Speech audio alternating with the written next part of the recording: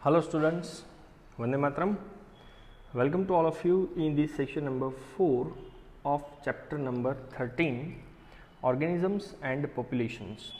Previous session के अंदर हम लोगों ने डिस्कस किया था एबायोटिक फैक्टर को रिस्पॉन्स देने के लिए कौन कौन सी स्ट्रेटेजीज लिविंग ऑर्गेनिजम्स के पास होती है, जिसमें 3 हमने डिस्कस किए थे. एक था रेगुलेट, सेकेंड था confirm and number 3 is the migrate. Number 4 is the suspend. Suspend का मतलब है कुछ टाइम के लिए इनएक्टिव स्टेज में चले जाना.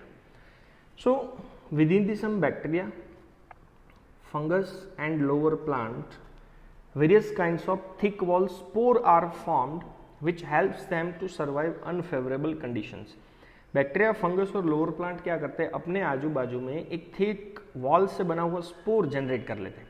ये थिक वॉल का काम क्या है, अंदर और बाहर दोनों के एनवायरनमेंट को एक दूसरे से सेपरेट करता है. तो अगर बाहर अनफेवरेबल कंडीशंस हो तो उसमें ये बैक्टीरिया, फंगस और लोअर प्लांट को सर्वाइव करने की कैपेबिलिटी देता है. अब इन लोगों का वापस से जर्मिनेट होता है, वापस से वो लोग ग्रो होते हैं. कब? On availability of suitable environment, कि बाहर का एनवायरनमेंट जब भी सूटेबल हो जाएगा तो फिर से वो लोग अपने आप जर्मिनेट हो सकते हैं. हायर प्लांट्स के अंदर की बात करो, सीड्स की बात करो, within the some vegetative reproductive structures. तो higher plant, seed and vegetative reproductive structures are also serve as a means to tide. Tide का मतलब है पास होना.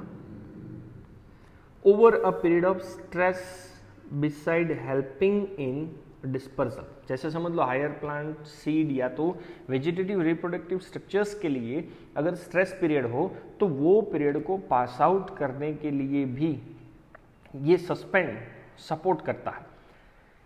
जैसे कि उनका स्पेशल एग्जांपल ले लो सीड का. तो सीड का जब भी डिस्पर्सल करना हो उससे पहले आप लोगों को पता है कि ये सीड्स कभी कभार इनएक्टिव स्टेज के अंदर चला जाता है. क्यों? क्योंकि बाहर की एनवायरमेंटल कंडीशन शायद उसके लिए सूटेबल नहीं है. तो जब भी सूटेबल होगी बाहर की condition, they germinate to form a new plants under favourable moisture and temperature condition. तो जब तक वो जर्मिनेट नहीं होता है तब तक उनकी बॉडी के अंदर मेटाबॉलिक एक्टिविटीज जो है वो एकदम रिड्यूस हो जाती है. इवन आप लोगों को चैप्टर नंबर 2 के अंदर भी मैंने बताया था, वाटर का कंटेंट एकदम डिक्रीज हो जाता है.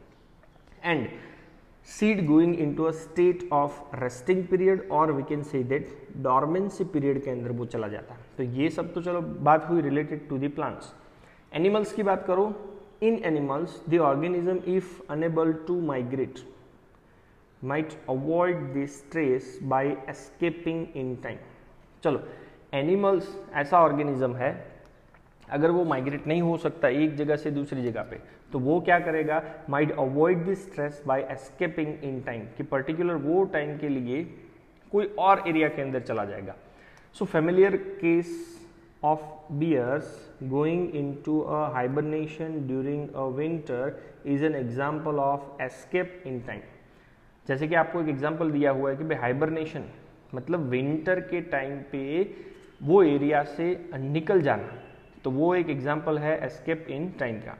Even some snails and fish go into the aestivation to avoid this summer related problems like heat and desiccation. Desiccation का मतलब है ड्राइनेस. सो स्नेल और फिश समर के टाइम पे क्या करते हैं कि अपनी बॉडी के अंदर हीट और डेजिकेशन से रिलेटेड प्रॉब्लम को शॉर्ट आउट करने के लिए कोई दूसरे एनवायरनमेंट में चले जाते हैं. इवन अनफेवरेबल कंडीशंस में many number of zooplankton. Zooplankton का मतलब है माइक्रोस्कोपिक एनिमल्स.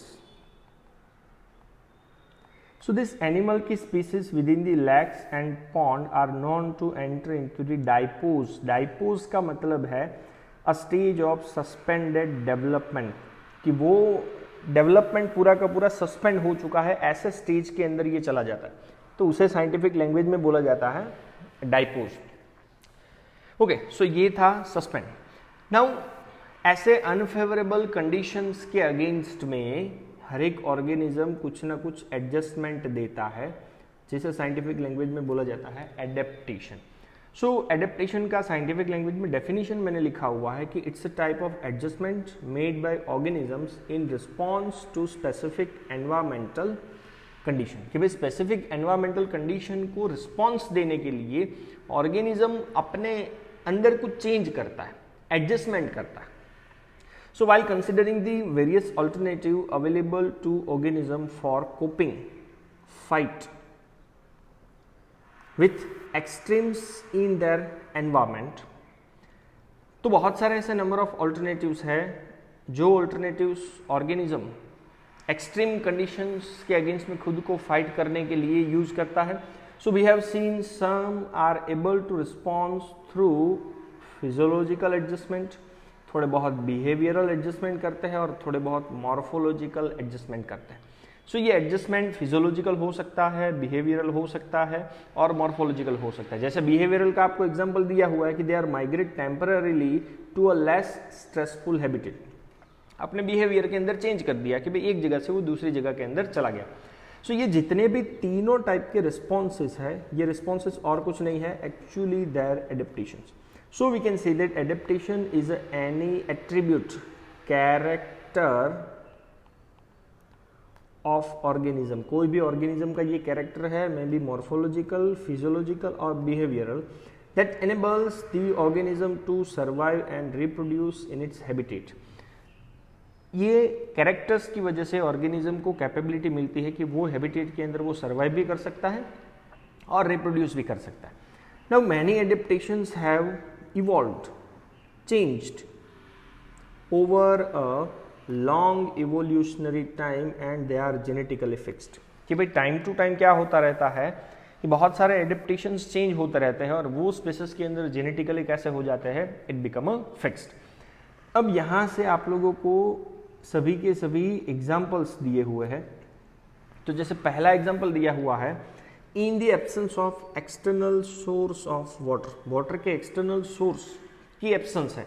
तो एक एनिमल है kangaroo rat in North America desert.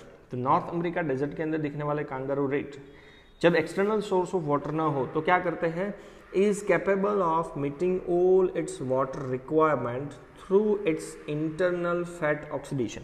Okay, body के अंदर जितना भी फैट होगा वो फैट का ऑक्सीडेशन करेगा एंड फैट के ऑक्सीडेशन करने की वजह से in which water is a by product. तो जो water as a by product मिलेगा फैट के ऑक्सीडेशन से वो उसको एज अ सोर्स यूटिलाइज कर लेगा. ओके, सेकेंड पॉइंट दिया हुआ है कि it has also the ability to concentrate its urine. सोचो, यूरिन जितना कंसनट्रेट होगा उतना वाटर का लॉस कम होगा. सो मिनिमल वाटर, और we can say that minimal volume of water is use to remove the excretory product. अब excretory product को रिमूव करने के लिए कम से कम अगर वाटर का यूटिलाइजेशन होगा तो वाटर का conservation as it is form में बॉडी के अंदर हो सकता है. ये था example number 1. Second example number 2, many desert plants have a thick cuticle on their leaf surface. Cuticle मतलब आपको पता है सुबेरिन या तो लिपिड से बना हुआ एक सब्सटेंस है. तो जितना थिक क्यूटिकल होगा उतना शायद वाटर का लॉस कम हो पाता है. सो एक तो थिक क्यूटिकल होगा लीफ के सरफेस के ऊपर, and second have their stomata arranged in deep pit. एकदम नीचे के लेयर में स्टोमेटा होंगे, और we can say that sunken stomata, partially closed stomata होंगे. सो ये दोनों क्या करते हैं, to minimise the water loss through transpiration. तो ट्रांसपीरेशन के थ्रू वाटर जो लॉस हो रहा है उसको कम करेंगे, क्योंकि ऑलरेडी डेजर्ट प्लांट के पास वाटर की अवेलेबिलिटी कम होती. नाउ उससे ही रिलेटेड मिलता जुलता एक example, they also have a special photosynthetic pathway जिसका नाम है CAM. 11th में आप लोगों ने ये पाथवे पढ़ा हुआ है, क्रेसुलेशन एसिड मेटाबॉलिज्म. अब इसके अंदर एक स्पेशलिटी थी, शायद आपको याद हो तो, that enables their stomata to remain closed during day time and open during night. Open during night. So ऐसे स्टोमेटा को आप लोगों को पता है स्कोटो एक्टिव स्टोमेटा बोला जाता है. Scoto active stomata. तो नाइट में स्टोमेटा खुल रहा है, उसके पीछे का रीजन ऑब्वियसली वाटर को जो लॉस हो रहा है वाटर का उसको कम करने के लिए. ओके, उससे ही रिलेटेड एक दूसरा example, some desert plant like Opuntia and Muehlenbeckia. ऐसे प्लांट के अंदर लीव्स होते ही नहीं, और अगर है then they are reduced to the spine. तो लीव्स एकदम छोटे छोटे होंगे या तो नहीं होंगे, या तो लीफ का कन्वर्जन एकदम छोटे छोटे स्पाइन्स के अंदर हो जाता है, and the photosynthetic functions is taken over by the flattened stem. तो आप लोगों को 11th के अंदर एक पॉइंट बताया था कि जो स्टेम फोटोसिंथेसिस परफॉर्म करता है उसे बोला जाता है फाइलोक्लेड। तो ये सब एडेप्टेशंस है, एडजस्टमेंट है। Okay, next example specially for mammals. So mammals from colder climate, जहाँ पे टेम्परेचर एकदम लो हो वैसे एरिया के जो मैमल्स होते हैं generally have shorter ears and limbs. अब ईयर और लिम्स शॉर्ट होने के पीछे का रीज़न क्या है? To minimise the heat loss, क्योंकि कोल्डर एरिया के अंदर हीट का बहुत ही ज़्यादा इंपॉर्टेंस होता है। So this type of rule is considered as a Allen's rule. Okay, next one, in the polar sea aquatic mammals like a seals, मतलब एक टाइप का फिश है। So in the polar seas aquatic mammals like a seals have a thick layer of fat. Fat का एक thick layer होगा जिसका नाम है ब्लबर। ओके, ये ब्लबर कहाँ पे होगा? Below the skin. अब आपको पता है स्किन के नीचे एडिपोज टिश्यूज होती है, ये एडिपोज टिश्यूज ही कहीं ना कहीं थिक लेयर ऑफ फैट के नाम से जाना जाता है जिसका नाम है ब्लबर। क्या काम करता है? That act as a insulator. Insulator का मतलब है stop the leakage of any substance, कोई भी सब्सटेंस का लीकेज होने से बचाता है, प्रिवेंट करता है लीकेज होने से। सो यहां पे हमें किसको लीक होने से रोकना है? Reduce the loss of body heat. तो बॉडी की हीट को कंजर्व करने के लिए पोलर सी एक्वेटिक मैमल्स के अंदर एक थिक लेयर्स होगा फैट से बना हुआ जिसका नाम है ब्लबर। ओके, नाउ एक स्पेशल एग्जांपल दिया हुआ है, some organism possess adaptation are physiological which allow them to respond quickly to a stressful situation। तो अब जो मैं आपको एग्जांपल देने जा रहा हूं वो फिजियोलॉजिकल एडेप्टेशंस का है, ये है वो एग्जांपल।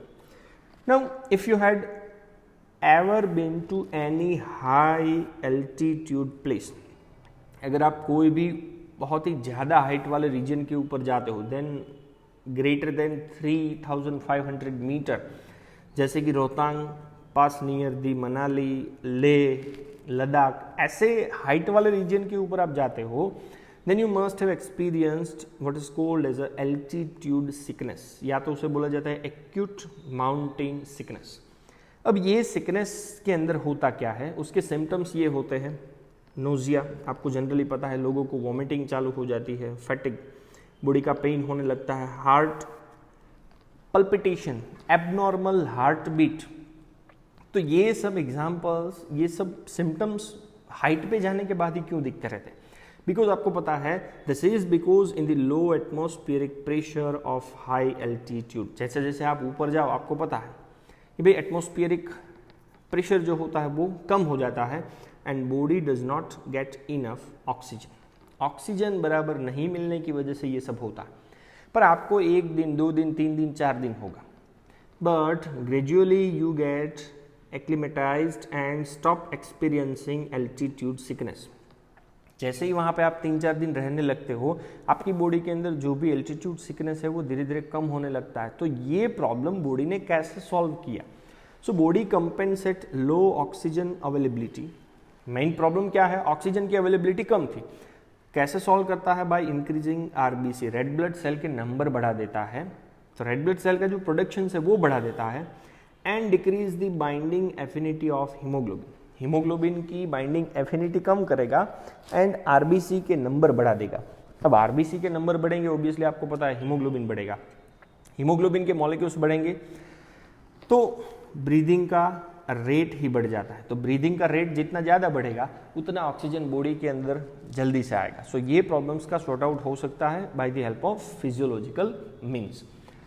नेक्स्ट एग्जांपल है, in most of the animals we know that metabolic reactions and physiological functions are present optimally in a narrow temperature range। जैसे कि ह्यूमन बॉडी की बात करो तो सभी की सभी रिएक्शन कितने टेम्परेचर पे होती है? 37 डिग्री सेल्सियस। बट 11th के अंदर आपने एक माइक्रोब्स का नाम सुना था, आर्कीबैक्टीरिया, जैसे कि हेलोफाइल्स है, मिथेनोजेंस है, थर्मोएसिडोफाइल्स है, दैट आर फ्लरिश, ग्रो होते रहते हैं in hot spring and deep sea hydrothermal vents. We know that वहाँ का टेम्परेचर होता है मोर देन 100 डिग्री सेल्सियस। तो सोचो हम लोग तो 37 के बाद अगर 38 39 पे जाते हैं बॉडी पूरी कांपने लगती है, तो 100 डिग्री सेल्सियस में ये आर्कीबैक्टीरिया का सर्वाइवल करना कैसे पॉसिबल है? बिकॉज आपको पता है, because of their cell wall component, उनके सेल वॉल के अंदर कुछ ना कुछ कंपोजिशन अलग है, जिसकी वजह से शायद वो ऐसे ज़्यादा टेम्परेचर वाले एरिया के अंदर भी खुद को सर्वाइव कर पाते हैं। No many number of fish are thrive vigorously grow in Antarctic waters where the temperature is always below zero। अब एंटार्क्टिक रीजन के अंदर तो आपको पता है टेम्परेचर 0 से भी कम होगा, तो भी बहुत सारे फिशेस वहाँ पे नॉर्मली ग्रो हो पाते। So how do they manage to prevent their body fluids from freezing? अब इतने कम टेम्परेचर में बॉडी के अंदर का फ्लूइड्स तो पूरा फ्रीज होने के चांसेस है, तो उनके पास ऐसा क्या होगा, which have a antifreeze compound like glycerol। उनके पास ग्लिसरॉल जैसा एंटीफ्रीज कंपाउंड होगा which prevent the blood from freezing। तो ब्लड का फ्रीजिंग होने से ये एंटीफ्रीज कंपाउंड जैसे कि ग्लिसरॉल प्रिवेंट करता है। Next one, we know that a large variety of marine invertebrates and fish। Marine invertebrate and fish are live at the great depth in the ocean where the pressure could be a greater than 100 times the normal atmospheric pressure that we experience। अब generally हमें पता है कि atmosphere का pressure 1 atm होता है, 1 atmospheric pressure, पर ocean की डेप्थ पे अगर आप देखो तो 100 टाइम्स ज़्यादा प्रेशर है। तो वहाँ पे मराइन इन्वर्टिब्रेट्स एंड फिश कैसे सर्वाइव कर पाते हैं? How do they live under such high pressure? इतने ज़्यादा प्रेशर में वो कैसे रह पाते हैं? And second question, do they have any special enzymes? So उनके पीछे का एक रीज़न ये है कि पहला तो they don't have any air space with in their body. Body के अंदर कोई भी एयर स्पेस नहीं होती है जिसके अंदर एयर भरी रह सके। सेकेंड, एयर सैक जो होता है, एयर स्पेस जो है मे बी ऑयल फिल्ड हो जाती है और कंप्लीटली एब्सेंट। अब या तो उसके अंदर पूरा का पूरा ऑयल भरा हुआ है या तो कंप्लीटली एब्सेंट है। So crushing pressure doesn't press them. तो प्रेशर कहीं ना कहीं उसको क्रश नहीं कर सकता, इसकी वजह से वो अपने आप को इतने प्रेशर वाले एरिया के अंदर भी सर्वाइव कर पाता है। So organism living in such extreme environment which show a fascinating attractive pattern of biochemical adaptations। कि भाई इनके पास इतना अट्रैक्टिव पैटर्न होगा बायोकेमिकल एडेप्टेशंस का, तभी जाकर के वो एक्सट्रीम एनवायरनमेंट के अंदर अपने आप को इजीली क्या कर पाते हैं, सर्वाइव कर पाते हैं। ओके, अब एक आपको जो लास्ट एग्जांपल में देने जा रहा हूँ वो एग्जांपल कैसा है, बिहेवियरल रिस्पॉन्सेस का। So some organisms show a behavioural responses to cope, fight up with various in their environment. तो एनवायरमेंट के अंदर जो भी चेंजेस हो रहा है उसके अगेंस्ट में एडेप्टेशन देगा बाय बिहेवियरल वेरिएशन और रिस्पॉन्स। जैसे कि एक एग्जांपल दिया हुआ है डेजर्ट के अंदर दिखने वाला lizard which lacks the physiological ability that mammals have to deal with the high temperature of their habitat.